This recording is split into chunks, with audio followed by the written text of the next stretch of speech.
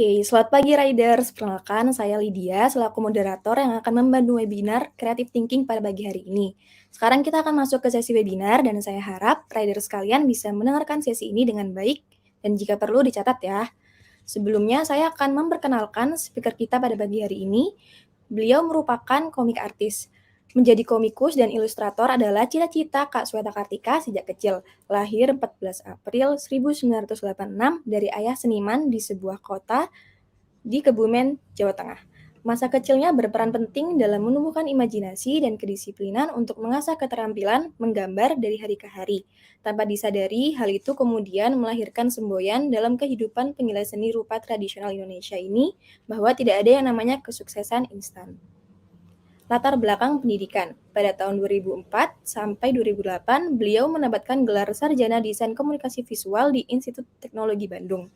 Setelah itu, beliau melanjutkan pendidikannya pada tahun 2011 sampai 2013 dan mendapatkan gelar Magister Desain atau Master of Design di Institut Teknologi Bandung. Hari ini beliau akan menjelaskan mengenai creative thinking pada riders-riders sekalian. Jadi mari kita undang speaker kita hari ini, Kak Sweta Kartika. Halo, selamat pagi. Halo, Halo selamat pagi Lydia. Kak Sweta. Alhamdulillah Bagaimana sehat. kabarnya Kak? Sehat. Maaf. Baik. Mungkin Ya, sebelum kita mulai sesi webinarnya, Kak Sweta boleh memperkenalkan diri lebih lanjut dan menceritakan mengenai kesibukan Kak Sweta sekarang pada Riders. oh ya. Itu di belakang Lydia wallpaper kan ya? Iya, Oh, saya pikir ada kucing manjat-manjat tadi. Bekasnya. Ya, halo semuanya para teman-teman dari para Gotral. Saya Sweta Kartika. Saya adalah komikus yang tinggal di Bandung, cuman tadi asal saya dari Kebumen. Udah sih, hari ini saya masih yang current project-nya itu ada webtoon Kemala. Jadi kalau teman-teman punya aplikasi lain webtoon, silahkan dibaca komik horor saya yang judulnya Kemala. baik. Terima kasih Kak atas perkenalannya. Ya, Sekarang kita akan masuk ke sesi webinar. Apakah Kak Sweta sudah siap? siap, silahkan dimulai. Baik Riders, sekarang kita masuk ke sesi webinar yang pertama pada pagi hari ini, yaitu mengenai creative thinking yang akan dibawakan oleh narasumber kita, Kak Sweta Kartika. Kepada Kak Sweta Kartika, waktu dan tempat kami persilahkan. Saya izin ya Kak, nanti saya akan kembali saat sesi Q&A. Terima kasih. Terima kasih. Oke, terima kasih Lydia. Selamat pagi teman-teman. Ini minggu pagi ya.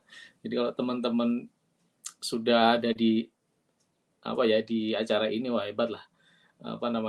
Mau mencari ilmu dan sharing pengalaman di saat orang-orang mungkin masih tidur gitu.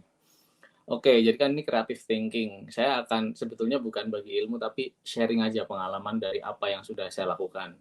Saya itu masuk industri komik secara profesional itu tahun 2011.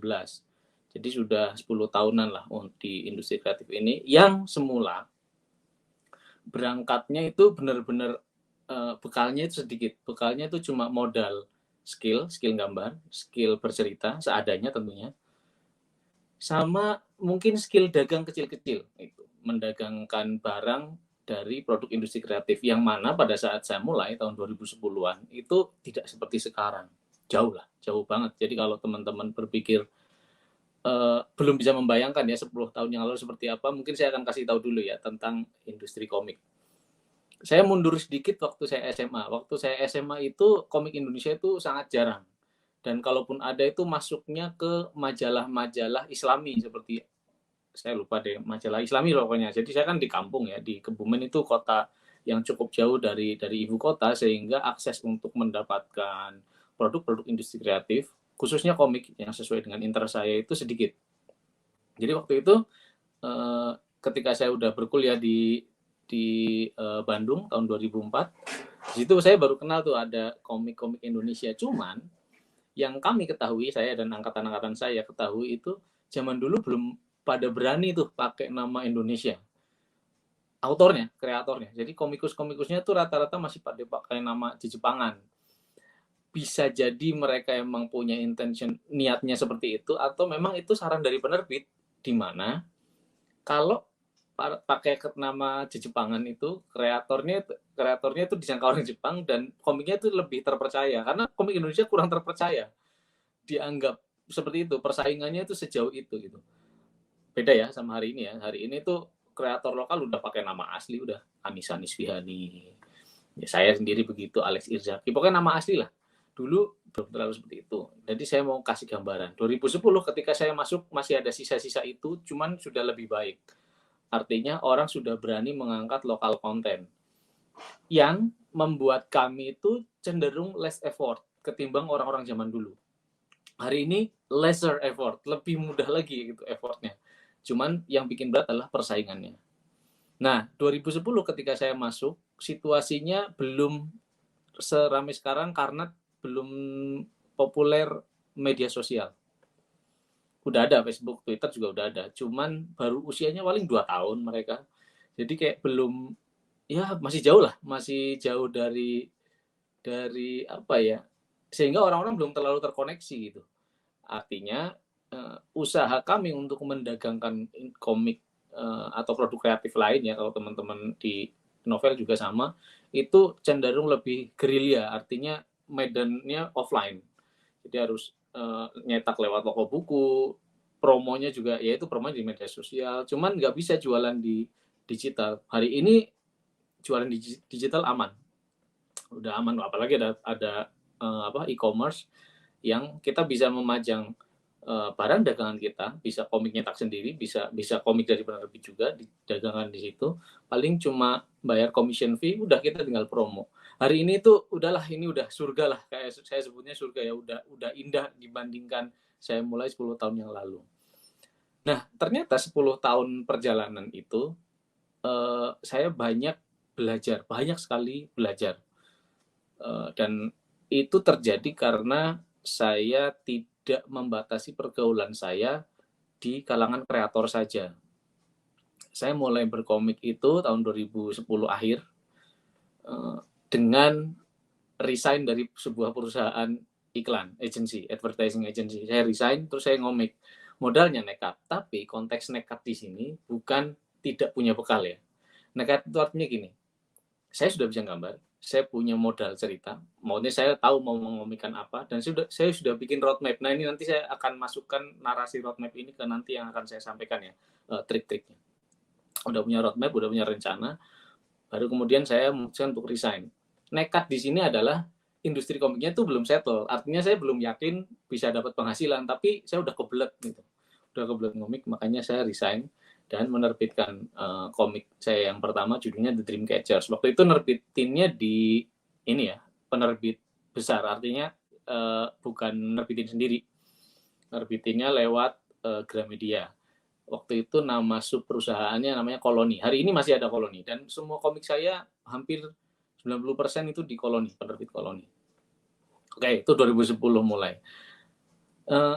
Sekali lagi saya tekankan bahwa saya tidak ngasal, tidak nekat. Nekat itu, gue mau ngomik tapi nggak punya bekal, nggak tahu mau ngomikin apa, terus udah buru-buru resign, di mana itu sumber penghasilan kita itu terputus. Nah itu bahaya juga. Jadi saya sarankan kepada teman-teman yang mau masuk ke industri kreatif berbasis passion tadi, ya tidak ngasal gitu. Artinya tetap berstrategi. Sudah punya modal dalam tanda kutip tidak selalu uang. Modal itu artinya kemampuan kita berdagang juga udah cukup sebetulnya, itu jadi modal. Tinggal kita gimana nanti kelanjutannya. Nah, bagaimana saya menyusun creative thinking? Saya akan memadukan 2 pilar ya sekarang ya. Pilar yang pertama adalah pilar karya. Yang kedua adalah pilar kerja. Ada 2 tuh. Apa itu karya dan kerja? Sederhana seperti ini ya. Karya itu membuat sesuatu berdasarkan passion, hasrat atau apa ya, kesukaan. Yang mana dalam kasus saya adalah ngomik. Yang kedua, pilar kerja. Sesuatu yang bisa menghasilkan penghasilan. Nah itu. Hari ini saya sudah melebur pilar itu. Udah jadi satu. Artinya ngomik saya udah menghasilkan. Tapi kan saya bicara 10 tahun yang lalu. Saya akan coba mundurin ke teman-teman yang masih mau mulai berkarya. Pahami dulu ini 2 pilar ini supaya tidak apa ya, tidak ya, harus imbang lah. Jadi tidak berat sebelah juga gitu. Kalau teman-teman sekarang berhasrat memasuki industri kreatif dan punya ending di mana teman-teman bisa menghasilkan uang dari karyanya. Kalau sekarang awal-awal pakai 2 pilar dulu. Dan itu selalu saya pakai juga ketika mendirikan studio. Saya sama teman-teman saya itu punya studio namanya Wanara Studio. Itu graphic design studio ya. Waktu awal itu ya kami langsung pakai 2 pilar itu, 2 pilar kerja dan karya. Kami hari ini punya Wanara Labs. Wanara Labs itu ruang untuk para teman-teman di Wanara Studio untuk berkreasi sesukanya. Mau bikin pameran yuk, iseng yuk. Nah, gitu di situ di ruang di Wanara Labs. Tapi ada Wanara Project. Wanara Studio di mana kami tuh menerima project-project yang itu dipakai uangnya untuk running perusahaan. Jadi kami itu punya 2 pilar. Selama Wanara Studio juga terbentuk 10 tahun yang lalu. Jadi kami 10 tahun bikin graphic house studio dengan 2 pilar itu dan sampai hari ini gerbongnya masih jalan. Engine tadi atau rumus tadi saya pakai juga ketika saya membuat Padepokan Raga Sukma. Jadi kalau teman-teman yang sudah tahu dan yang belum tahu, ini Padepokan Raga Sukma adalah sebuah kelompok yang beranggotakan komikus-komikus yang mengkaryakan cerita pendekar. Waktu saya sama Alex Irzaki menginisiasi Padepokan Raga Sukma, langsung saya pakai 2 pilar, pilar kerja dan pilar karya. Karya adalah saya dan Zaki itu membuat karya di situ ruangnya. Pokoknya iseng di situ. Ayo kita bikin komik tentang cerita pendekar, masing-masing bikin judul dan sampai nyari kalau dulu sebetulnya murid, sekarang nyari pendekar lah. Nyari orang-orang yang juga punya hasrat mengomikan cerita pendekar. Dikumpulin di Padepokan Raga Sukma. Tapi kami punya Raga Sukma Studio yang berfokus mengerjakan proyek dari klien. Supaya apa? Supaya Padepokan Raga Sukmanya tetap jalan sampai hari ini. Masih berjalan juga. Jadi Padepokan Raga Sukma terbentuk 2013 atau 13 terbentuk. Sekarang udah 2022 masih berjalan. Kenapa bisa survive? Karena kami punya 2 pilar. Ada Padepokan Raga Sukma yang isinya komikus-komikus mengkaryakan komik pendekar bareng-bareng di situ. Jadi ada, kalau teman-teman mau ngecek bisa di ragasukma.com. Dan komik-komiknya ada di Tokopedia Padepokan Raga Sukma nama tokonya. Jadi di situ kumpul semua tuh komiknya. Nah, Raga Sukma Studio yang berfokus mengerjakan proyek-proyek dari klien tidak terlalu kelihatan karyanya, tapi duitnya ada. Apa contohnya yang paling baru deh? Itu kami kerjasama dengan satu PH film namanya Batavia Pictures. Kami punya 2 IP barengan di situ. Ada Garuda Eleven dan ada komik webtoon Kemala seperti yang tadi saya sampaikan di depan. Jadi webtoon Kemala itu kerjasama kami dengan Batavia Pictures dan juga Garuda Eleven itu dengan Batavia Pictures. Kami ngerjain proyek barengan. Kami memiliki proyek itu, tapi kami juga dapat istilahnya pembiayaan untuk pengerjaan proyeknya, istilahnya production cost. Jadi kita dapat production cost, nanti ketika produknya jadi dimiliki oleh 2 pihak. Sebelum itu tahun 2014 Padepokan Raga Sukma juga sudah mengerjakan Raga Sukma Studio juga sudah mengerjakan proyek. Waktu itu kami membuat komik untuk film Pendekar Tongkat Emas yang dimainin sama Nicholas Saputra sama Reza Rardian tuh, Miles Production. Jadi kerjasama 3 party, ada Kusuma Studio, ada Miles Production, sama ada MNC Group. Di situ kami bikin satu karya komik yang komiknya udah rare lah, udah jarang. Tapi bisa kok dicari di marketplace. Pendekar Tongkat Emas komik. Itu karya Raga Sukma Studio. Kenapa saya menyampaikan ini di awal? Kita harus pahami dulu kalau teman-teman nanti mau masuk industri itu, kita harus berkarya dalam kondisi perut kenyang. Itu yang pertama.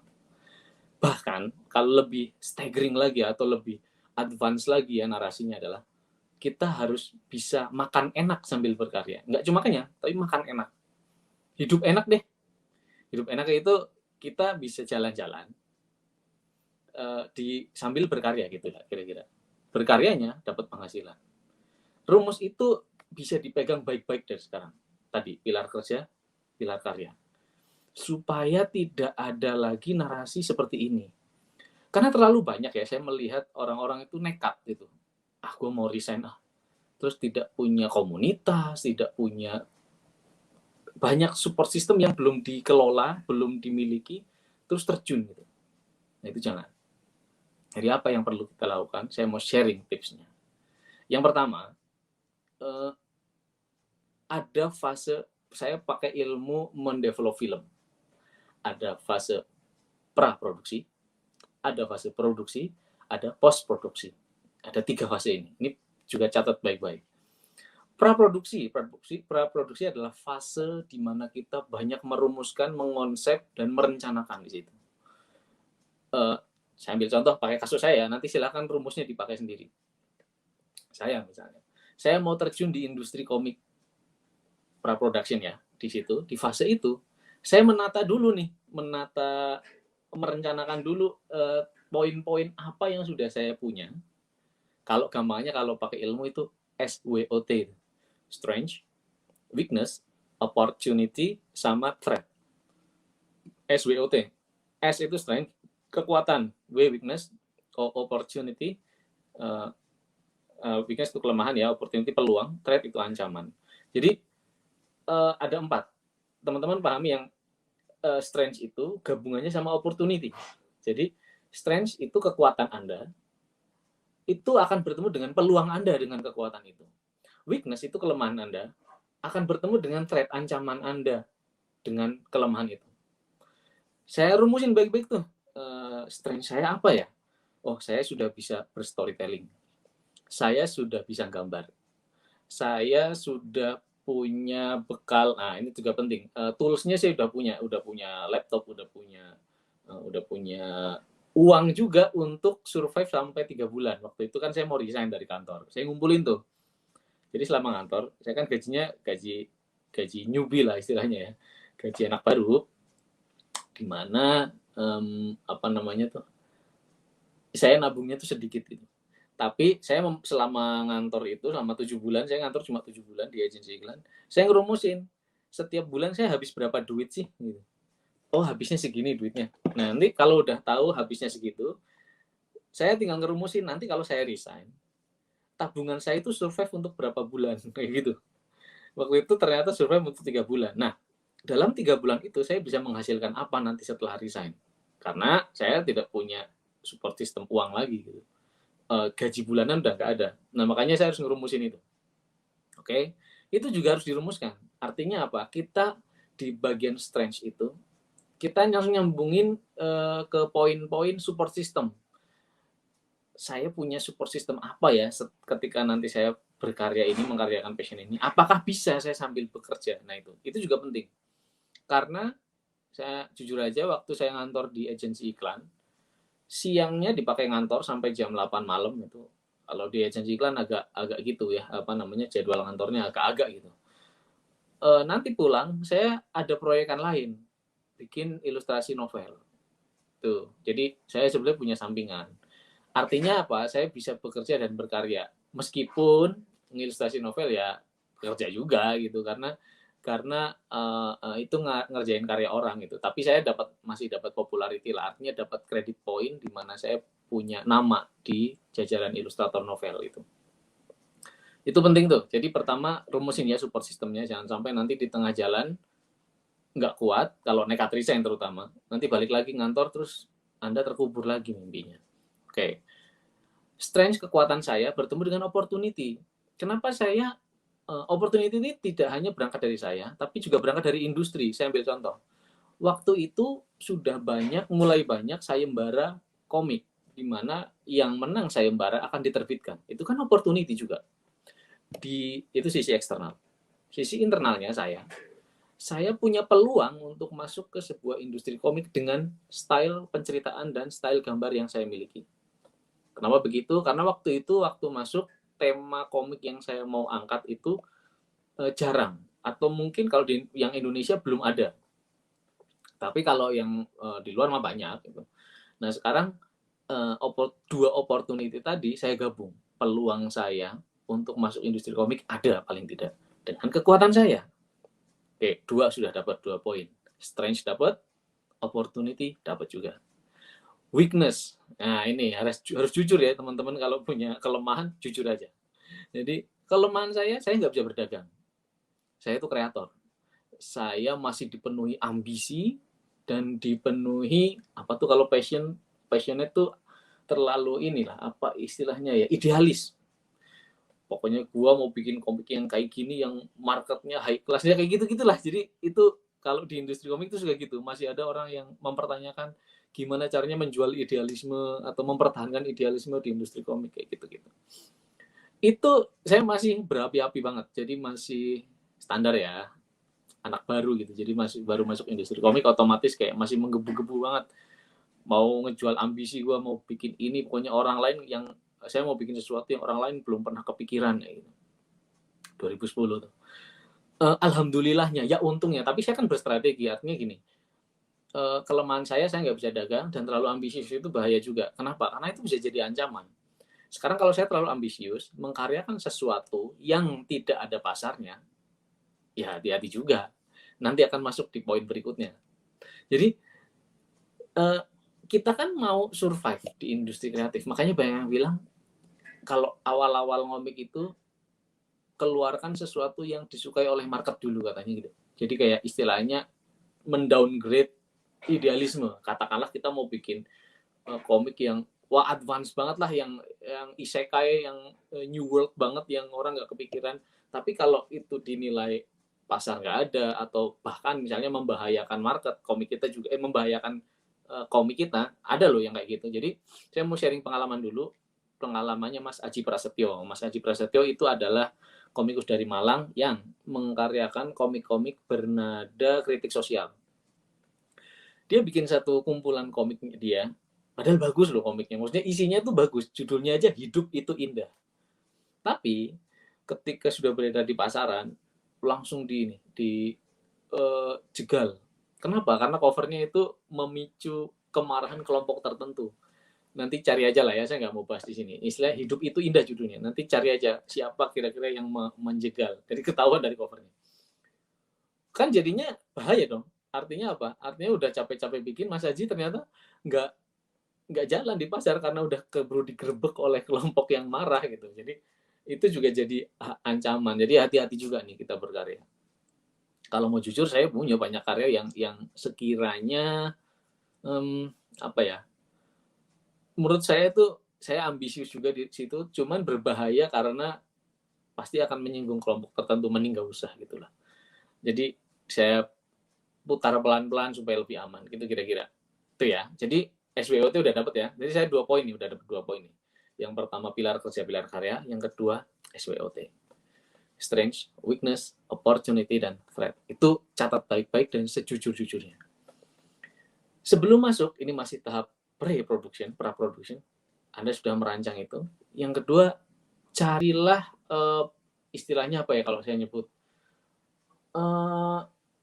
kalau masuknya ke support system sebetulnya. Jadi gini, kalau saya masuk ini, tapi jangan lama-lama ya, tahap pra-production itu jangan terlalu rinci, tapi juga jangan terlalu ngarang gitu, terlalu instan, jangan terlalu latah.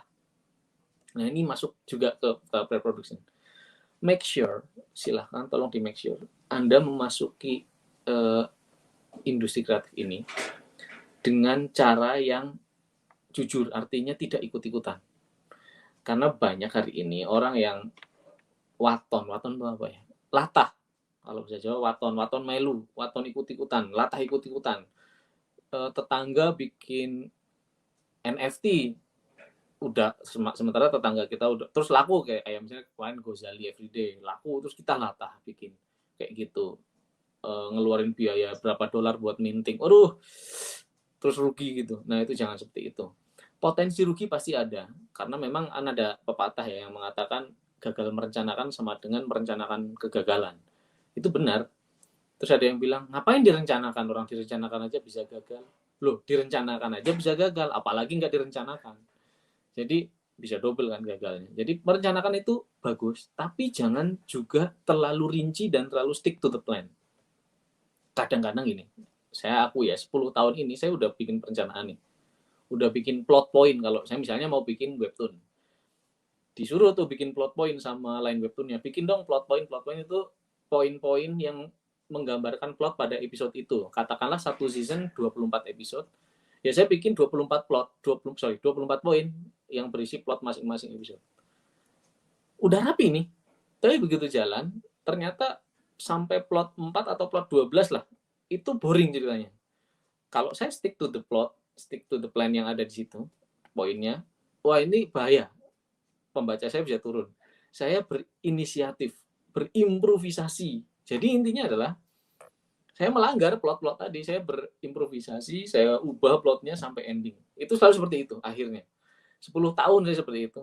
Dari yang pertama ngasal banget, artinya tidak bikin plot point, improve doang, itu juga bahaya.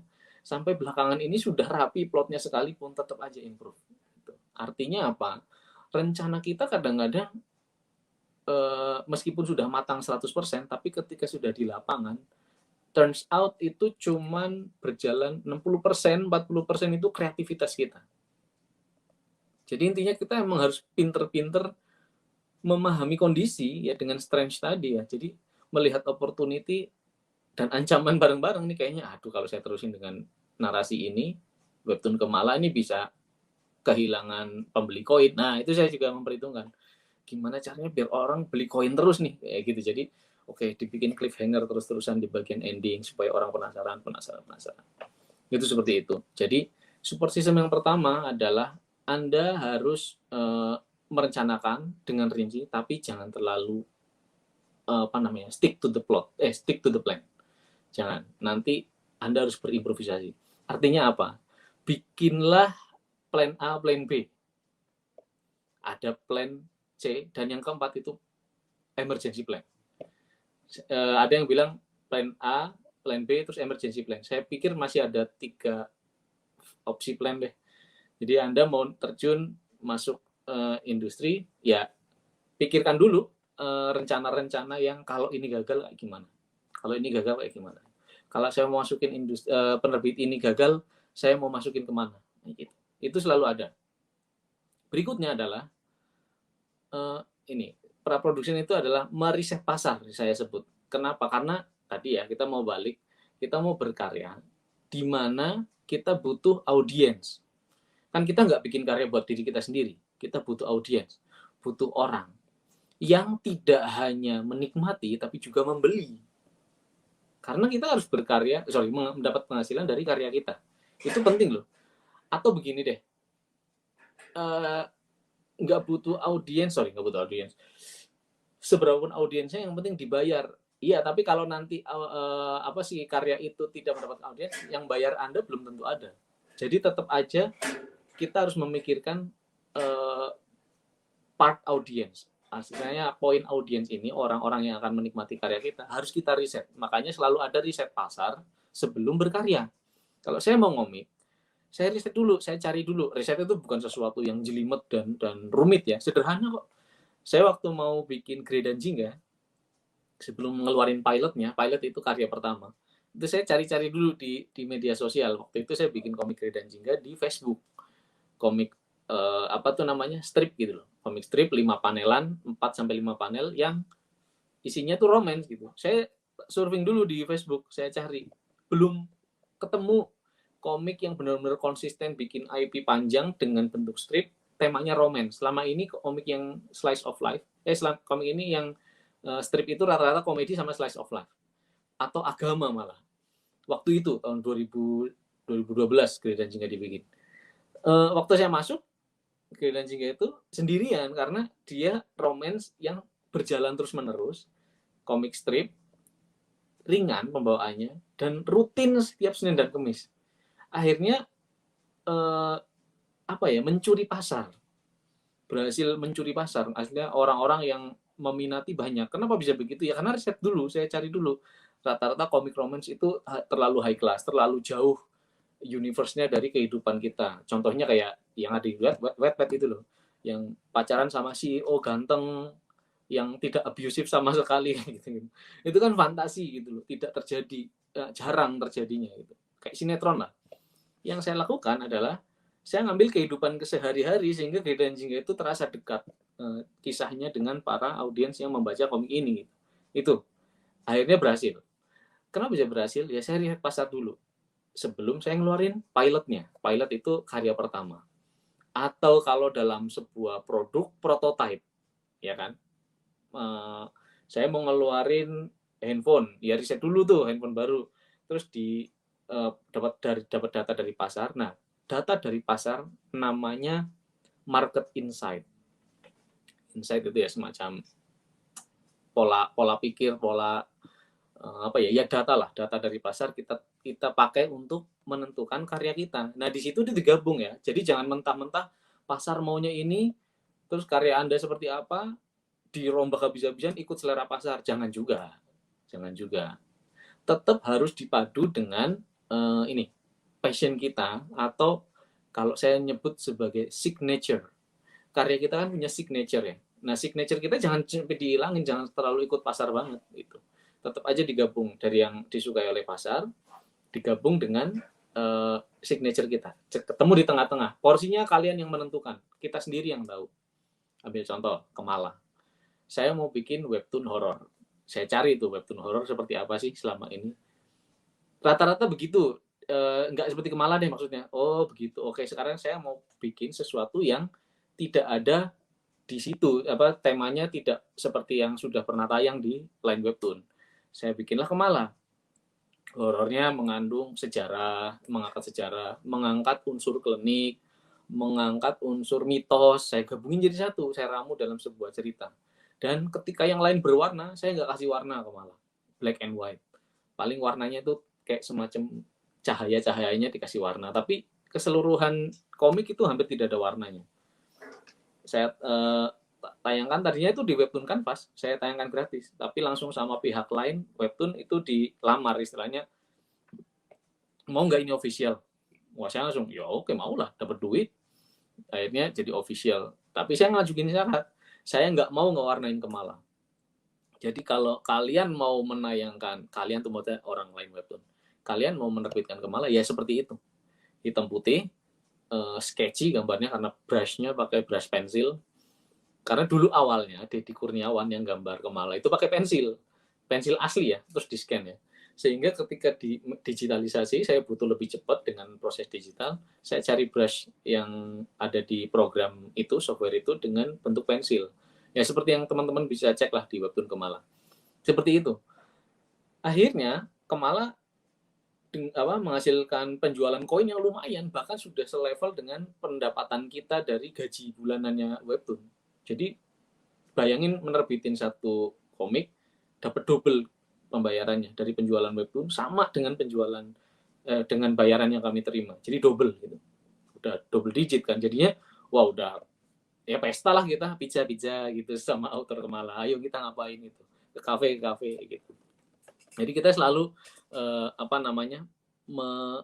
memperhitungkan apa yang disukai pasar dan mencari apa yang belum ada di pasar, digabungkan dengan passion saya, digabung dengan idealisme, itu jadi ketemu.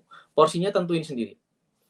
Setelah udah dapat insight, udah dapat semuanya, apa yang harus kita lakukan berikutnya? Kita harus mempersiapkan juga ketika nanti karya kita terbit, siapa yang akan kita maintain, kita kalau bisa Jawa uri-uri apa ya, di nurture lah, dirawat, yaitu audiensnya. Jangan sampai kita itu terjadi gap yang jauh antara kreator karya dengan audiens. Nggak boleh. Itu 3 pilar ini harus kerja bareng nih.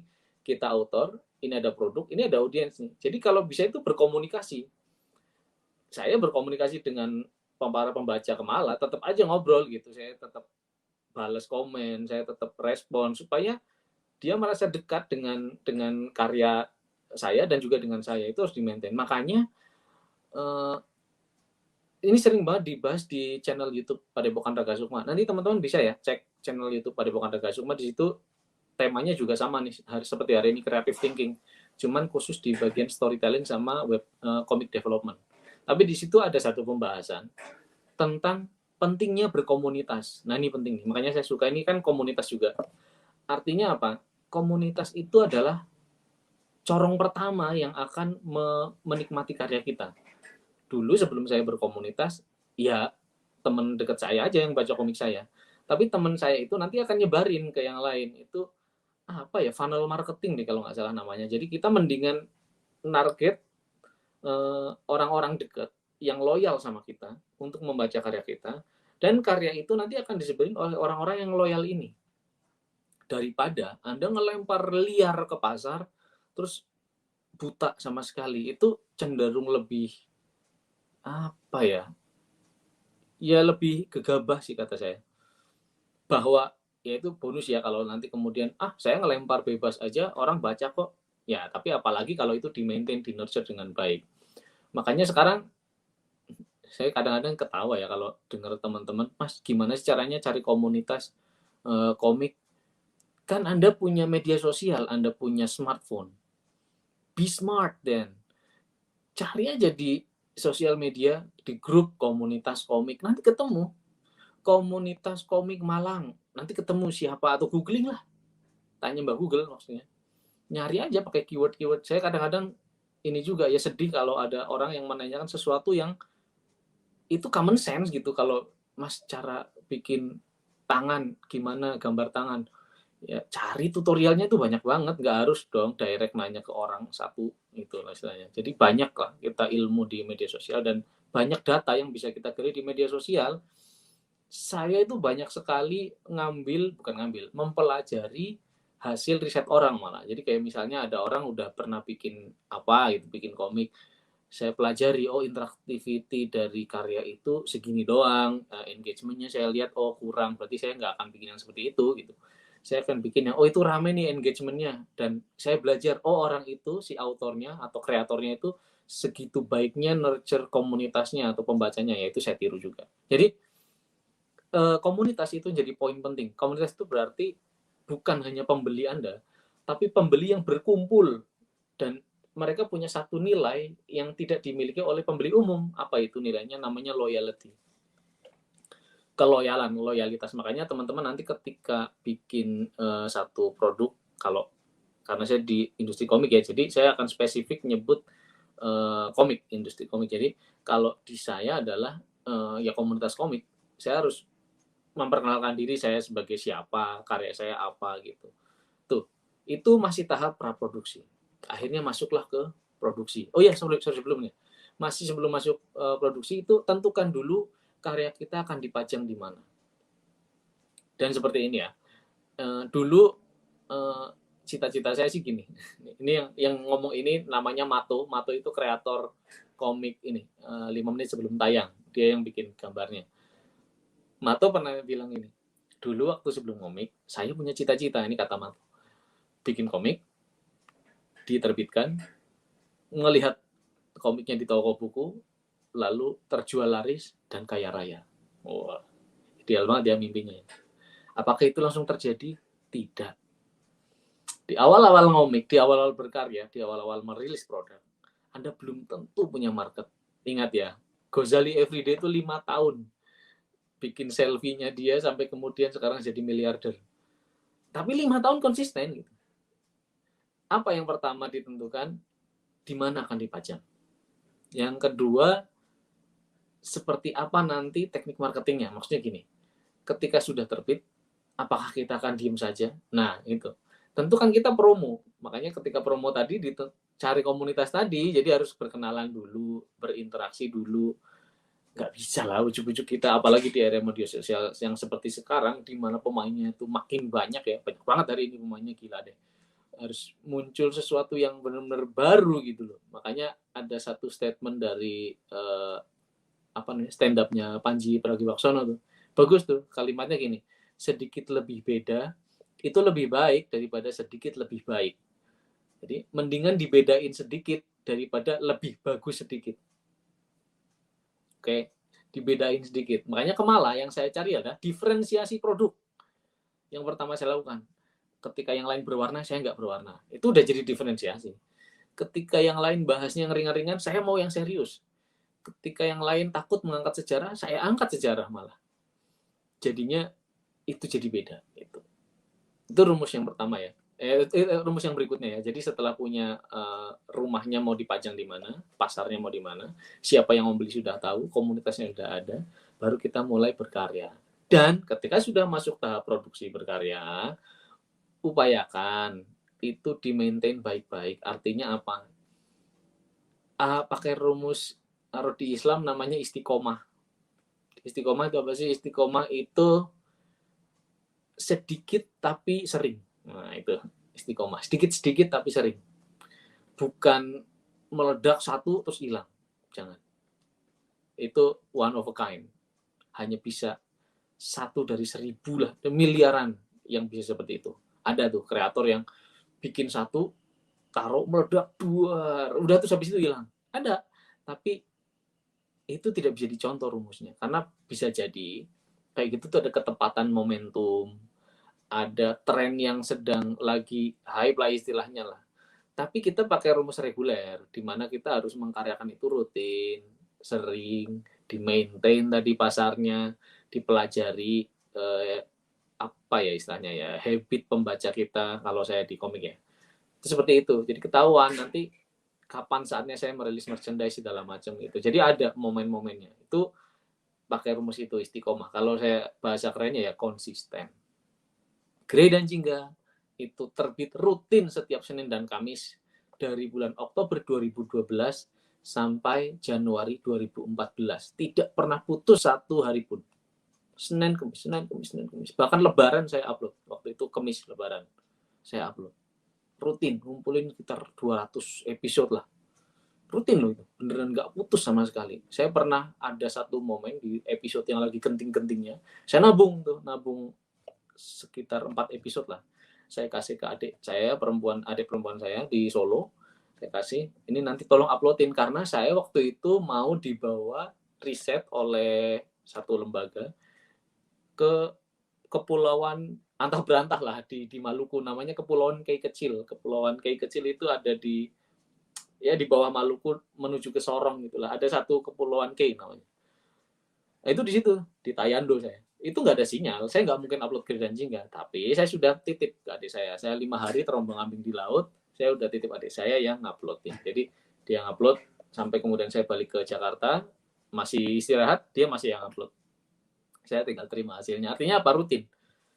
Konsisten terus. Dari situ akan ke build up marketnya. Otomatis muncul marketnya, akan ngumpulin yang loyal. Nah, dari situ terbentuklah komunitas. Makanya dari situlah di maintain. Itu sebenarnya sudah masuk post production. Post production itu adalah perencanaan setelah karya itu jadi. Setelah karya itu berjalan, Anda mau apain itu barang gitu. Jangan sampai kita tuh mentok gitu, nggak diapa-apain barangnya. Ya terus dikaryakan, terus dibikin variannya. Grey dan Jingga itu terbit Grey dan Jingga pertama judulnya The Twilight. The Twilight, seriesnya The Twilight. Yang tadi yang Senin Kamis Senin Kamis Senin Kamis. Tamat, diterbitkan lagi tahun 2014 Januari kan tamat ya di media sosial di Facebook. Bulan Juni apa Juli itu terbit sebagai buku fisik dan terjual 3.000 eksemplar dalam waktu 2,5 minggu. Itu cepet banget sampai kemudian cetak ulang. Kenapa? Ya karena saya ngumpulin pasar dari berapa itu? 2012 sampai 2014.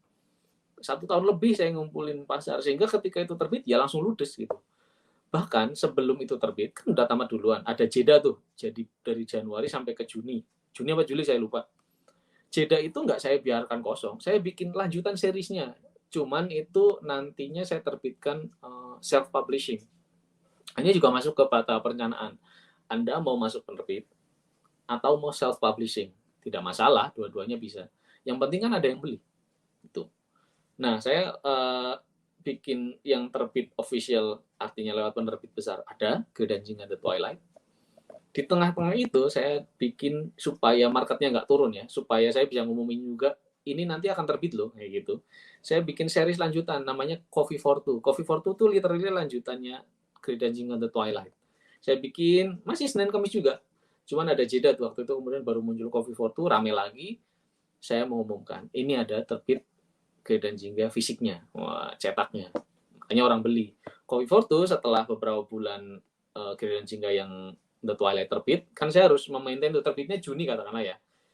Coffee for Two tuh masih jalan seriesnya di Facebook, gitu. Saya maintain supaya promosi terbitnya ini masih terjaga.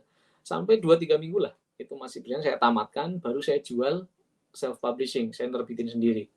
Waktu itu saya bikin 1.000 eksemplar, sama habisnya cepat juga, habis juga. Bahkan waktu itu bonus CD OST.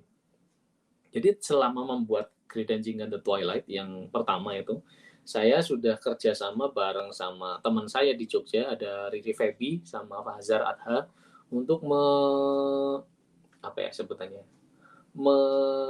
mengkompos lagu-lagu yang saya bikin sebagai OST Grey Dancing dan terbit dalam bentuk CD OST yang kemudian saya bundling dengan apa namanya, Grey Dancing Coffee for Two tadi yang self publishing. 1.000 eksemplar habis juga. Kenapa bisa begitu? Ya itu tadi, memaintain marketnya dengan baik. Dan saya mencoba memahami audiens ini butuhnya apa, sukanya apa. Kalau yang saya kasih disukai, ya itu saya terusin. Kalau tiba-tiba turun hype-nya, saya pelajari apa yang bikin turun. Oh, nggak ada karakter grey-nya, karena kan pembaca Grey Dancing cewek rata-rata. Jadi, wah, ketika karakter grey-nya nggak ada, wah, penjualannya turun drastis. Artinya hype-nya turun. Wah, udah saya naikin. Jadi ada salah satu judul Grey Dancing yang sebetulnya flop. Flop itu gagal sebutannya. Kalau di perfilman flop.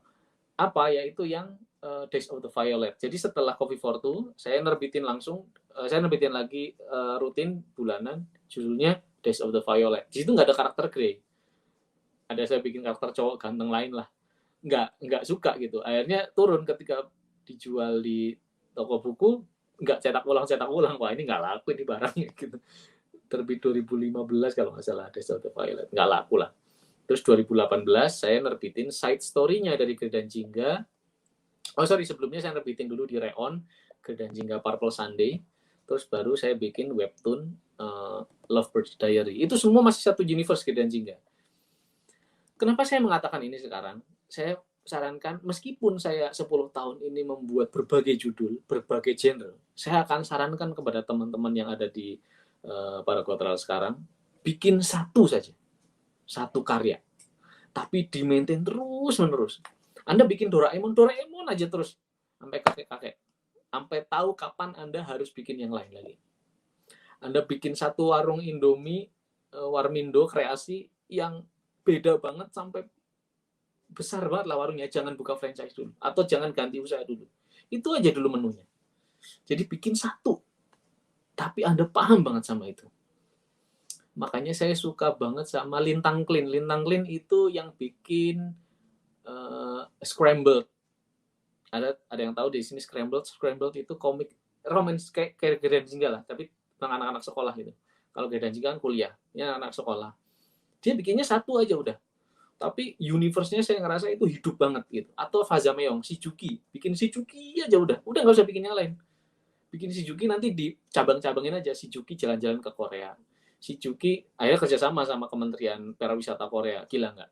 Shijuki goes to NFT. Sekarang NFT kemarin baru menjual 100 collection dan ludes gitu. Udah satu aja gitu. Meskipun saya bikin banyak, tapi saya menyarankan bikin satu aja. Tapi Anda paham betul apa yang Anda bikin. Itu. Karena dari situ, Anda itu akan mempunyai daya eksplorasi. Makanya saya bilang gini, ada 4 rumus yang saya pakai ya. Yang pertama itu rumus bisa. Kedua itu biasa, terbiasa. Yang ketiga itu menguasai. Yang keempat ahli. Ini fase. Jadi Anda, ketika Anda belajar membuat sesuatu, Anda akhirnya jadi bisa. Anda belajar makin advance lagi, Anda jadi terbiasa. Terbiasa bikin itu ya. Anda pelajari lagi, makin dieksplor lagi, Anda menjadi menguasai sama itu, barang itu, materi itu. Anda pelajari makin advance lagi, Anda jadi ahlinya. Ahli itu apa sih? Ahli itu sudah bisa mencari teori sendiri, menemukan teori sendiri kok mencari. Menemukan teori sendiri. Saya udah menemukan metode storytelling buat komik saya sendiri yang mungkin ketika saya ajarkan ke orang lain pun, orang lain belum bisa niru. Tetap beda gitu. Itu yang namanya signature. Makanya nanti gaya storytelling Anda, misalnya dalam komik ya, itu nanti akan keciri. Jadi makanya saya sendiri, saya lebih bangga orang mengenali gaya storytelling saya ketimbang gaya gambar saya. Jadi kalau ada orang, saya suka banget ceritanya, itu saya jauh lebih bangga ketimbang orang, saya suka banget gambarnya gitu. Nggak tahu ya, saya bangga dipuji gambarnya bagus, tapi saya lebih bangga ketika orang memuji gaya penceritaannya. Karena buat saya itu lebih mahal, itu signature, itu nggak kelihatan. Gaya penceritaan kan nggak ada bentuknya.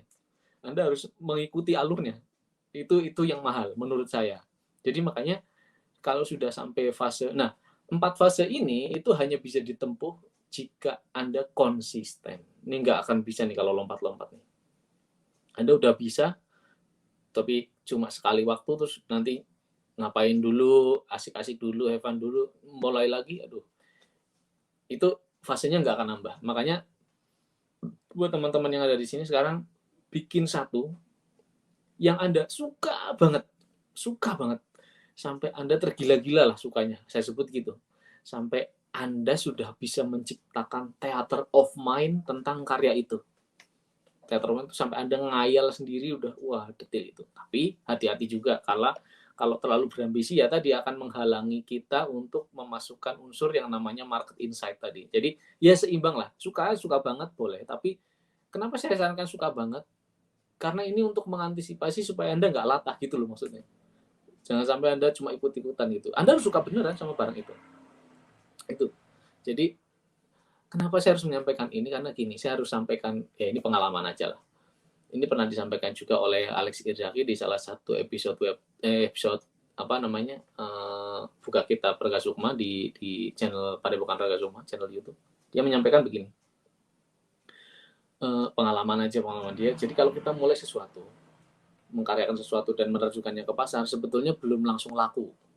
Jadi paling tidak Anda tuh harus suka dulu dengan barang itu. Jadi ketika Anda tidak mendapatkan apapun, tidak mendapatkan tidak mendapatkan uang dari sana, paling tidak Anda dapat senengnya dulu. Jadi Anda seneng dulu aja. Jadi kamu nggak dapat penghasilan, tapi saya udah dapat seneng gitu. Dan harus diimbangkan ya, misalnya jangan, kan ada yang mengeluh tuh, saya kan masih ngantor, apakah saya bisa bikin karya? Itu manajemen waktu masuknya. Tapi saya harus sampaikan sesuatu bahwa saya punya teman yang komiknya itu sudah memenangkan kompetisi di Jepang, sudah pernah kerjasama dengan kami juga dari Padepokan Raga Sukma. Tapi dia masih mengajar sebagai guru SMK. SMK apa SMP? SMK deh kayaknya. Apa SMP ya? Pokoknya guru lah. Yang dia harus berangkat jam 4 pagi dari rumah, jam 5 pagi dari rumah, nanti pulang sore, malamnya dia bikin karya. Dia adalah anggota dari DS Studio, Damantin Simpline Studio, yang mengilustrasikan komik Garuda Eleven, punya Padepokan Raga Sukma. Di luar itu, mereka berdua, itu 2 orang kreatornya. Yang guru itu yang Tati Damantin. Tati itu guru. Jadi, dia itu malamnya gambar, siangnya ngajar. Dan komik-komik yang mereka berdua bikin tuh menang kompetisi Silent Manga Award sudah bolak-balik. Udah berangkat ke Jepang mereka berdua. Nah, kenapa saya bilang begitu? Supaya teman-teman tidak ada excuse lagi gitu. Karena itu bagian dari perjuangan Anda, ikhtiar Anda untuk menata waktu dengan baik dan benar. Memperjuangkan apa yang Anda sukai, sehingga kita bisa hidup dari karya kita. Dan mungkin ini penutup, nanti nyambung ke sesi tanya-jawab. Saya mau menyampaikan nasihat kecil dari ibu saya tentang ini, bahayanya kayak gini. Ibu saya tuh sering ngasih quotes yang keren menurut saya. Nah, ini yang saya suka adalah waktu itu saya pernah nyeletuk gini di suatu sore di rumah saya, di belakang rumah. Saya nyeletuk ke ibu saya. Aku pengen jadi inilah komikus Indonesia yang istilahnya settle gitu, punya nama gitu.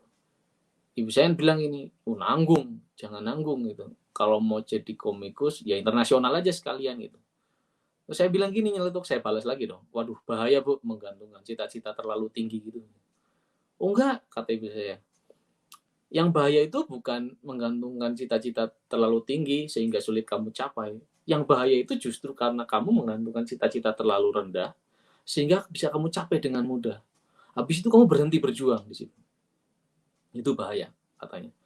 Wow, ya udah saya target aja terus-terusan. Makanya kenapa saya bikin genre yang banyak? Kenapa? Karena saya men-challenge diri saya terus. Saya pengen mencapai cita-cita yang mustahil tadi supaya saya tidak berhenti. Kalau saya berhenti berjuang terus merasa nyaman, itu menjadi saya bahaya. Saya ngerasa, saya sering tuh pas penghasilannya udah tinggi banget, sampai saya ngerasa, aduh ini udah usah ngejar deadline, ini mah santai. Itu saya malah jadi, waduh ini saya nggak kayak gampangnya kalau orang Seiya, bangsa Seiya yang Son Goku itu, kalau nggak ada pertarungan dia malah sedih. Jadi semangatnya itu bertarung gitu loh. Jadi itu yang bisa saya sampaikan supaya teman-teman jangan pernah ragu memulai sesuatu dan jangan takut-takut menarget sesuatu yang tinggi. Terima kasih. Itu penutup dari saya. Assalamualaikum warahmatullahi wabarakatuh. Monggo kembali lagi ke moderator.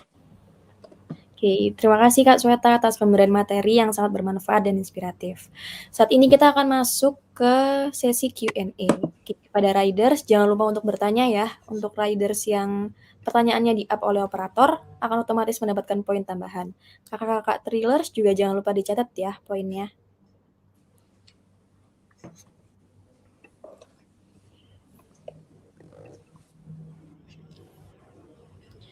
Oke Kak, ini sudah ada pertanyaan pertama dari Labika Humaira dari kelompok Kora-Kora. Gimana cara mengatasi creative block Kak? Apalagi kalau deadline udah di depan mata. Saya kalau deadline di depan mata malah jadi kreatif. Jadi kebalikannya ya. Saya kalau lagi belum deadline tuh leha-leha. Nih kayak sekarang nih hari apa nih? Minggu ya. Harusnya saya hari ini tuh nulis buat bukan nulis sih, mematangkan konsep nulis dialog buat Kemala season episode berikutnya. Tapi masih leha-leha nih. Tapi begitu nanti mepet, itu baru kreatif semua tuh keluar semua. Ini dialognya saya harus gini gitu lah kira-kira. Kreatif block ya. Kreatif block itu lazim lah terjadi di setiap penulis. Yang paling penting seperti ini caranya. Kalau Anda punya rutinitas, patahkan rutinitas itu. Misalnya, saya tuh kalau lagi blog gitu, art blog itu saya itu biasanya misalnya main game misalnya. Tapi main game lama-lama jadi kebiasaan dan tidak mematahkan rutinitas itu. Makanya saya coba yang lain, berenang misalnya atau sepedaan deh, naik motor keliling Bandung. Nah, itu baru tuh muncul ide-ide baru. Jadi yang pertama dilakukan, coba patahkan rutinitas itu. Jangan di kamar lagi. Kan ada tuh yang kreatif blok di kamar doang, ngedekem, mengulangi aktivitas yang itu saja, udah pasti nggak akan ketemu, nggak dapat ilham. Ilham itu dicari, makanya coba istilahnya melakukan aktivitas yang baru. Yang kedua, perbanyak referensi. Anda cari referensi yang kira-kira mirip. Misalnya, saya sedang menulis cerita horor. Saya butuh referensi nih, apa yang saya lakukan ya untuk cerita horor ini supaya lebih hidup. Saya nonton ini channel YouTube horor yang orang-orang sharing pengalaman horor itu saya dengerin. Misalnya saya lagi spesifik mau bercerita tentang pendakian misteri, pendakian gunung yang menakutkan gitu. Saya cari aja channel YouTube horor pendakian gitu-gitu. Nanti ketemu, oh dapat insight, dapat ide. Gitu. Jadi ya dan jangan sampai udah di depan mata ya deadline-nya, kalau bisa udah tahu gitu kapan deadline-nya. Anda udah mengkaryakan, karena dari situ Anda tahu potensi art block-nya ada di mana. Nanti baru Anda rumuskan tadi untuk supaya lebih bisa diatasi gitu. Jangan sampai mepet banget. Karena harus jujur, saya tuh belum pernah lewat deadline untuk yang webtoon, semua webtoon saya. Kalau sampai lewat kena penalti. Dikurangi uangnya. Saya nggak mau, dan dapat istilahnya kredit poin merah gitu. Ping, nah ini pernah telat nih orang nih gitu. Dan kalau nggak telat dikasih bonus.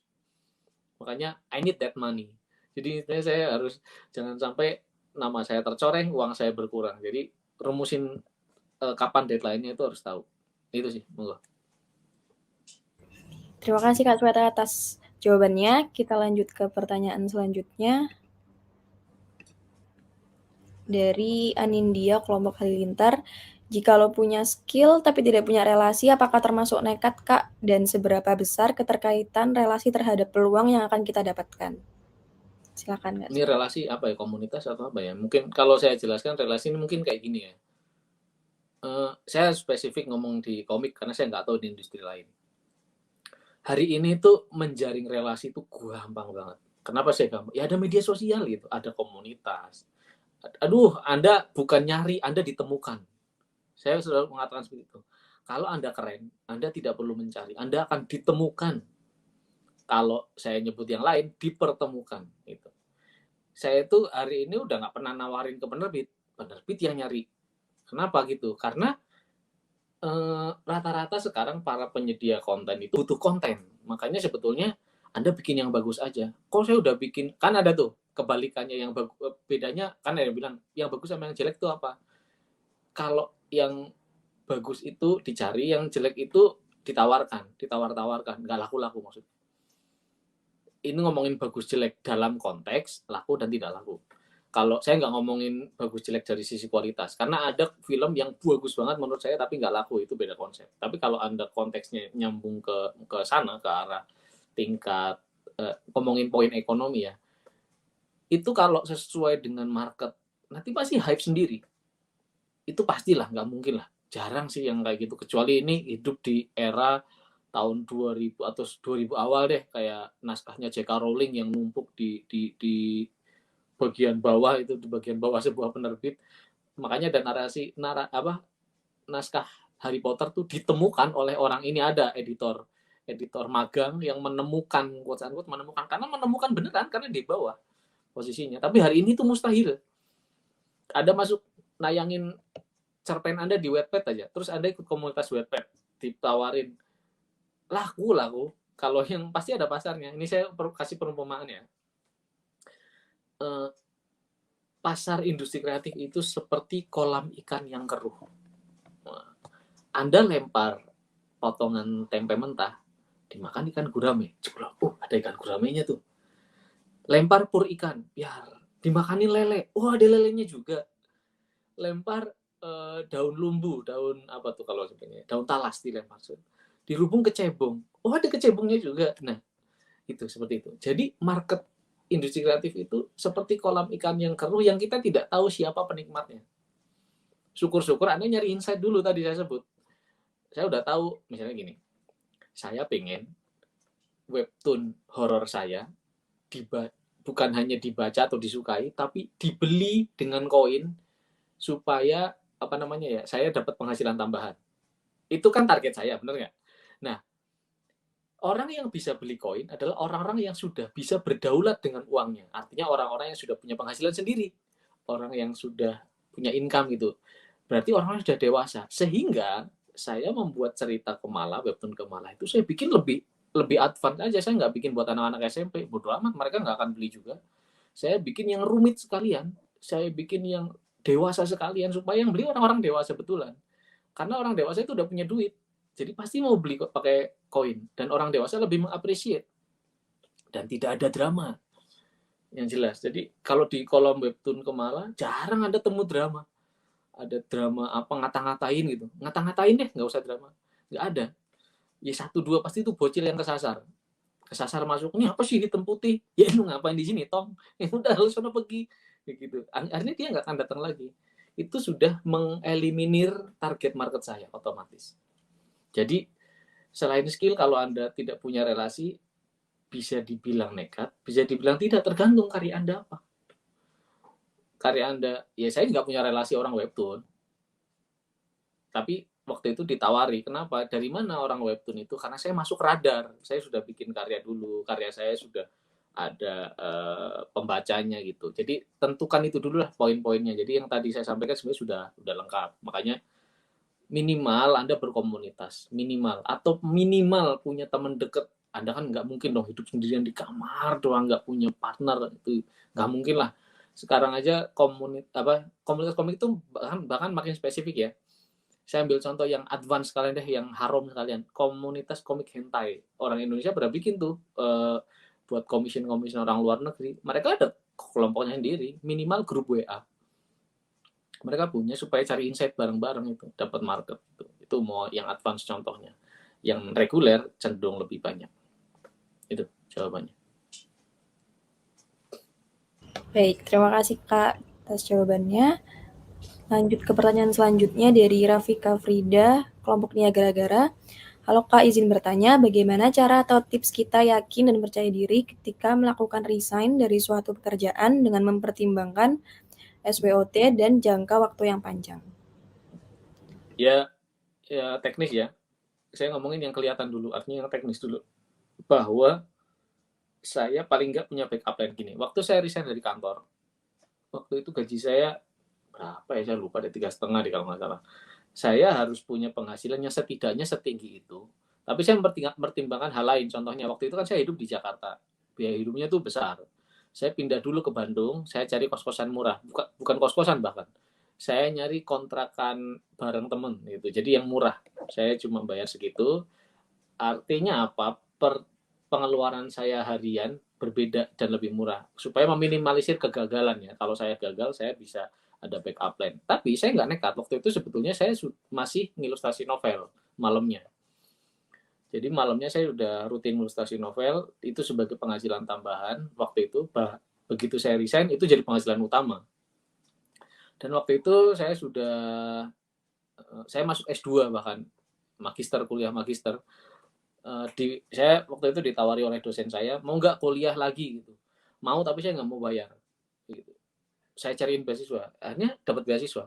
Jadi saya S2-nya itu gratis. Saya tinggal ya dapat ilmu, dapat dana riset meskipun dana risetnya masih agak nanti. Tapi dapat ilmu yang jelas sama pola pikir saya berubah gitu sehingga saya lebih yakin untuk meneruskan jalan freelance ini gitu. Jadi teman-teman sekarang jangan sampai nekat, konyol gitu. Beda ya.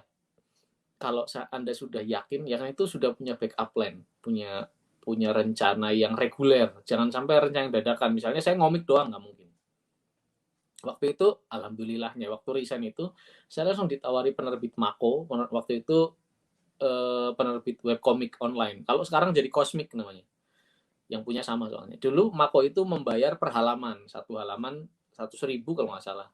Kalau saya nyetor 24 halaman kan 2.400.000. Jadi saya udah ngitung, oh dari komik Wanara saya dapat 2.400.000. Dari penghasilan tambahan saya ngilustrasi novel bulanan kalau saya ngambil lebih banyak ilustrasi, lebih banyak penghasilan. Jadi saya yakin kenapa? Karena saya punya tadi sisi kan dua pilar kerja sama karya. Saya ngomik yang belum tentu dapat uang, tapi ada komik yang sudah pasti dapat uang gitu. Jadi itu dulu jangan kenapa saya percaya diri ya karena saya udah ada terowongan yang saya pakai untuk menghasilkan uang. Jangan nekat juga gitu. Makanya teman-teman ya itu jangka panjangnya itu. Dan yang paling penting ini ya, popularitas itu adalah sebuah investasi. Anda bikin komik, itu terus-terusan. Kan Anda punya value yang naik, ya nggak? Jadi karya Anda naik value-nya. Ini orang bikin, saya hari ini tuh di Gramedia aja, kalau teman-teman ketik Sweta Kartika itu ada 20 judul. Saya bisa jualan 20 judul, tanda kutip, ke orang yang misalnya, sekarang ngajak webinar. Saya udah bikin 20 judul, saya per jam segini. Saya udah ngomong kayak gitu, enggak juga nggak apa-apa, karena yang lain masih pada mau gitu. Nah itu kenapa bisa begitu? Itu investasi. Anda punya popularitas yang bisa diinvest asal konsisten. Jadi terus-terusan bikin karya itu makin naik makin naik. Si Juki itu valuasinya makin hari ini karena si Juki udah jadi film bioskop. Film bioskop itu puncak ya mencapai valuasi. Begitu jadi film bioskop itu karena bisa diturunkan ke ini toys segala macam itu valuasinya tuh gila-gilaan. Makanya orang semua pada ngincer IP-nya ke film karena valuasinya meningkat jauh. Meskipun filmnya nggak laku. Itu. Jadi teman-teman perhitungkan itu. Jangan sampai nekat dan jangan juga terlalu takut. Kalau memang bisa ngantor sambil berkarya, kenapa tidak? Kalau memang mau resign, pertimbangkan juga aspek yang tadi saya sampaikan. Terima kasih. Oke, terima kasih Kak atas jawabannya. Selanjutnya, ada pertanyaan dari Aufa dari kelompok Histeria. Role model kakak siapa? Role model, banyak role model mah. Banyak sih role model dalam apa nih? Kalau komik, ya banyak komik-komik Jepang. Untuk karya ya, itu maksudnya ini ya yang menginspirasi. Kalau role modelnya banyak. Yang suka menulis, saya suka Dewi Lestari, dia bisa fokus menulis aja gitu. Mengeksplorasi judul ini, habis ini mau bikin ini, dia bikin komunitas membaca buku, gitu-gitu. Saya suka tuh kayak gitu-gitu. Saya lebih berfokus di yang role model, khususnya saya di yang role model itu yang berkarya. Kalau yang berbisnis itu di hal lain gitu, ngerti nggak? Jadi kayak saya lebih senang menjadikan seseorang sebagai role model karena dia berkarya. Gitu. Kalau yang berbisnis saya pakai untuk hal lain, kayak misalnya ini orang berbisnis jadi ilustrator, bikin studio ilustrasi, ngambil project segini itu bukan role modelnya, lebih ke teknisnya begitu. Oh, teknis bikin cari klien tuh seperti itu, manage uang dari klien tuh seperti ini. Nah, itu beda lah. Itu lebih ke aspek yang saya pelajari. Kalau role model lebih ke kreator-kreator. Oke, baik Kak. Terima kasih atas jawabannya. Selanjutnya dari Ayu Hanifatul, kelompok Histeria. Apakah ada cara efektif untuk maintain readers kita agar tetap setia dengan karya kita? Buatlah mereka selalu penasaran. Udah. Yang itu pertama. Yang kedua, buatlah mereka jatuh cinta dengan karakter kita. Makanya jangan sampai bikin karakter yang ngadi-ngadi juga. Jadi intinya bikinlah yang relate dengan karakter. Jadi dengan pembaca. Jadi karakter Grey dan Jingga misalnya, itu mereka nungguin Grey dan Jingga karena mereka merasa relate, terwakilkan dengan keberadaan dua sejoli itu. Atau mereka nungguin Kemala misalnya per minggu tetap dibeli koinnya meskipun pakai koin maksudnya. Kenapa? Karena penasaran. Dan mungkin nggak terlalu Kemalanya nggak terlalu suka tapi ceritanya penasaran ya itu. Jadi pinter-pinter bikin karakter yang memikat sama bikin cerita yang penasaran atau universe-nya belum tereksplor semuanya. Itu seru tuh. Kan ada game apa tuh MMORPG yang kalau kita belum ke sana itu masih gelap petanya. Tahu nggak? Suka gitu kan kayak jadi kita belum tahu ke sana itu apa itu. Kan pasti penasaran kan? Itu kita jadi terikat terus sama game itu. Itu kayak gitu caranya. Oke, baik Kak. Terima kasih atas jawabannya. Pertanyaan selanjutnya yaitu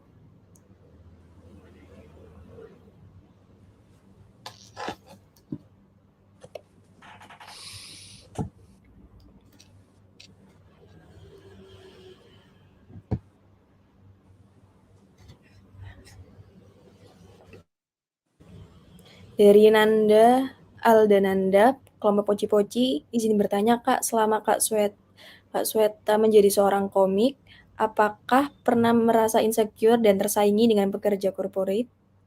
Oh enggak, karena kan yang saya kejar momen berkarya. Kalau bekerja corporate saya nggak bikin karya. Kalau penghasilan saya nggak iri. Saya lebih panas ya ketika ada orang, kreator maksudnya, ngeluarin karya yang anjir lah itu karyanya keren banget gitu. Wah saya panas tuh. Tapi ada orang pekerja corporate liburan di Bali nggak apa-apa udah nggak iri ya. Karena kemewahan buat saya itu tidur siang. Udah kemewahan tuh tidur siang terus baca komen webtoon. Nah itu saya senang. Itu momen mewah buat saya. Kayak kemewahan setiap orang kan beda-beda. Mungkin itu insecure-nya di kemewahan kan. Ada orang teman saya kan trader rata-rata main Bitcoin ya, trading itu loh. Tahu kan trading. Jadi pada main trading ya pada di Bali makan wagyu, makan apa biasa aja sih. Nggak iri. Tapi begitu udah dia mah trading misalnya ya makan wagyu terus dia ngeluarin komik yang bangsat saya nggak bisa bikin yang kayak gini, wah itu saya udah insecure banget. Itu saya lebih insecure orang bikin karya keren, ngelihat orang bikin karya lebih keren atau keren deh, saya pengen bikin kayak gitu. Itu aja. Oke, terima kasih Kak atas jawabannya. Selanjutnya dari Mas Yah, kelompok Niagara-Gara. Selamat pagi Kak Sweta, izin bertanya, bagaimana cara kita menghadapi situasi ketika passion kita tidak sejalan dengan apa yang pembaca mau? Banyak kok komik saya yang sebetulnya, nah saya mau cerita tentang Padepokan Rega Sukma ya. Saya itu kan suka cerita silat, tapi saya jarang baca komik silat karena komik silat lokal ya. Saya baca komik silat Cina. Jadi dari Hong Kong tuh, Tiger Wong, Tapak Sakti, itu dari Cina semua tuh dari Hong Kong. Tapi saya nggak jarang gitu lihat dan sulit untuk suka dengan komik silat lokal pada saat itu. Tapi saya suka novelnya. Nah itu karena novel Wiro Sableng, Koping Ho, wah gila itu. Dan saya didongengi cerita pendekar. Ketika saya besar, itu kan saya waktu masih kecil. Ketika saya besar, populasinya hampir nggak ada itu. Udah nggak ada, apalagi komik silat lokal, aduh nggak ada lah. Ya sisa pertempuran gitu, karena nggak ada yang berkarya. Ada pun mungkin tidak terdeteksi ya, saya nggak tahu kan. Saya akhirnya mau merintis Padepokan Raga Sukma, sebuah komunitas komik yang mengkaryakan cerita pendekar, komik pendekar. Apa coba yang disampaikan orang-orang? Siapa yang mau baca bro? Langsung dapat itu, langsung, siapa yang mau baca? Jawaban saya sederhana ya, jawaban saya seperti ini. Apa yang mau dibaca? Siapa yang mau baca, orang nggak ada yang dibaca. Kan nggak ada barangnya. Nanti saya bikin dulu. Saya bikin komiknya dulu. Saya bikin dulu lah Pusaka Dewa. Komik Pusaka Dewa sekarang salah satu judul dengan penjualan tertinggi di Padepokan Tegar Sukma. Jadi artinya apa? Kelihatannya itu nggak sesuai lah dengan pasar. Tapi saya bilang tadi jawabannya sebenarnya sudah tadi sih, yang pasar kolam ikan itu loh. Kolam ikan tuh ya pasar ada. Pak, kalau passion belum ketemu pasar, berarti Anda belum ketemu pasarnya, bukan ketemu passionnya. Itu loh. Apakah ketika saya menerbitkan Kemala saya yakin ada pasarnya? Kemala terbit itu nggak ada webtoon hitam putih. Waktu Kemala terbit itu nggak ada webtoon hitam putih official, nggak ada loh ya. Jadi begitu, hari ini baru ada tuh bahkan itu udah Netflix duluan yang maju, apa tuh namanya? Hellbound. Nah, Hellbound itu hitam putih. Tapi kan itu official dan dari Korea. Tapi Kemala duluan, malah yang hitam putih. Pede aja saya. Ternyata ada yang suka. Jadi poinnya, gini ya. Passion ketika diturunkan jadi sebuah karya, kan poin-poinnya banyak. Ada gaya storytelling, ada gaya gambar. Ini ngomongin komik ya, spesifik komik ya. Ada gaya gambar, ada karakter, banyak lah. Mungkin yang tidak sesuai dengan market hanya storytellingnya, tapi orang suka dengan karakternya. Adjust aja di situ. Atau orang lebih suka, ginilah, saya nggak suka tuh sama, kalau ditandingkan antara Hercule Poirot dengan Sherlock Holmes, saya lebih suka Sherlock Holmes. Hercule Poirot itu karakter di novel-novelnya Agatha Christie, detektif. Kenapa? Karakternya lebih hidup Sherlock Holmes. Karena selalu ada Sherlock Holmes di semua ceritanya Sir Arthur Conan Doyle. Tapi tidak selalu ada Hercule Poirot di karya-karyanya Agatha Christie. Itu yang membuat jadi karakternya lebih lemah. Jadi orang lebih mengenal Agatha Christie ketimbang karakter Hercule Poirot. Padahal itu karakter detektif di cerita novelnya. Tapi Sir Arthur Conan Doyle itu setanding ketenarannya dengan Sherlock Holmes. Bahkan sekarang kita lebih mengenal Sherlock Holmes, benar nggak? Apakah saya membaca semua serialnya Sherlock Holmes? Tidak. Hanya judul-judul tertentu yang saya baca. Atau Batman deh. Saya suka Batman. Tapi tidak semua komik Batman saya suka. Hanya komik tertentu yang saya baca. Yang paling bagus menurut saya masih terbitannya, keluarannya Sean Murphy. Yang lain saya kurang terlalu suka bacanya, atau kasusnya soalnya biasa aja. Apalagi yang Batman lebih early phase yang masih awal-awal banget itu, ada momen di tahun berapa ya, 80-90 tuh Batman jadi untuk anak-anak gitu. Karena saya ngerasanya untuk anak-anak, saya nggak baca. Saya suka yang buat dewasa, meskipun waktu itu saya masih bocah bacanya itu. Jadi intinya Anda cari marketnya itu. Jadi bukan passion kita yang terlalu di-adjust juga. Itu sih paling penting sih poinnya. Baik, Kak. Terima kasih atas jawabannya. Untuk pertanyaan terakhir, karena keterbatasan waktu, sesi Q&A hari ini harus kita akhiri. Baik, Kak, kita masuk ke sesi terakhir untuk menutup sesi webinar pada hari ini. Apakah ada pesan yang ingin Kak Sweta sampaikan kepada riders agar mereka bisa menanamkan materi creative thinking yang sudah disampaikan Kak Sweta ke kehidupan sehari-hari? Saya ada dua quotes kali ya. Quotes yang pertama ini gini. Semua yang jago itu pernah cupu. Itu rumusnya. Jadi Anda jangan merasa, aduh aku masih cupu kok jelek ya. Ya pastilah. Itu mau yang jagoan juga melewati fase itu. Itu pasti. Anda harus mulai, tetap harus mulai gitu. Meskipun jelek. Karena kalau baru mulai pasti jelek gitu. Justru nanti akan jadi semakin bagus kalau Anda istiqomah, Anda konsisten.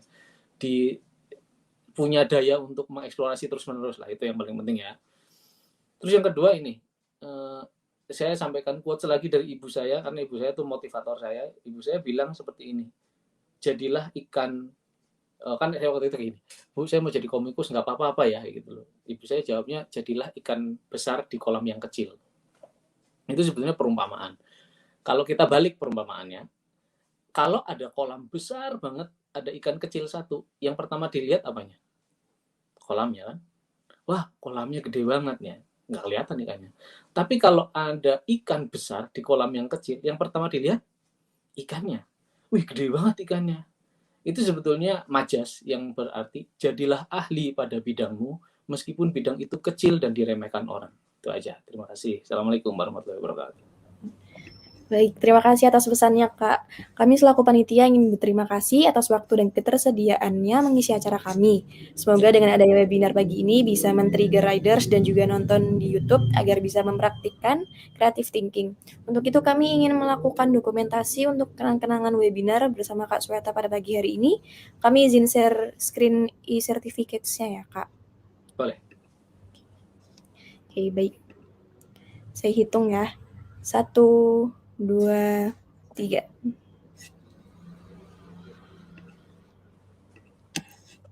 Baik, sekali lagi saya ucapkan terima kasih atas penyampaian materi yang diberikan oleh Kak Sweta Kartika. Sehat selalu Kak, sukses selalu dan semoga selalu bersemangat untuk membagikan materi bermanfaat dan inspiratif seperti ini. Dan saya perwakilan dari panitia mohon maaf apabila terdapat kesalahan atau ketidaknyamanan selama sesi berlangsung. Dan tanpa mengurangi rasa hormat apabila Kak Sweta Kartika ada kegiatan lain, dipersilakan untuk meninggalkan sesi hari ini. Terima kasih Siap. Kak Sweta Terima Kartika. kasih. Mari.